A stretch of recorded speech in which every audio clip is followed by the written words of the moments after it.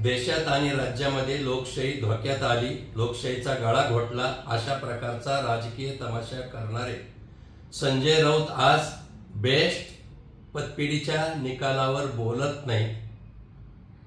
त्यांना मला हे सांगायचंय की ही निवडणूक ईव्हीएम मशीनवर झाली नाही, बॅलेट पेपरवर झाली आणि बॅलेट पेपरवर निवडणुका घेतल्यानंतर सर्वसामान्य मतदार कुणाच्या बाजूने हे सिद्ध झालं।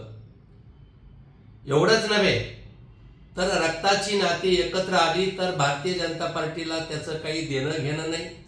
ठाकरे बंधू एकत्र आले, आम्हाला त्याचं स्वैरसूतक नाही, पण एकत्र येऊनही त्यांचा बँड कसा वाजला, भोपळा हाती लागला हे कालच्या निवडणुकीमध्ये दिसून आलं। या उलट मुंबई महानगरपालिका कुणाच्या ताब्यात द्यायची आहे आणि कुणाच्या ताब्यात येणार हे स्पष्ट दर्शवणारा कालचा बेस्टचा निकाल होता। संजय राऊत निकालावर बोलत नाहीत, पण आता मला वाटतं की ठाकरे मुख्य प्रवक्ता पदाचा तरी त्यांनी राजीनामा द्यावा।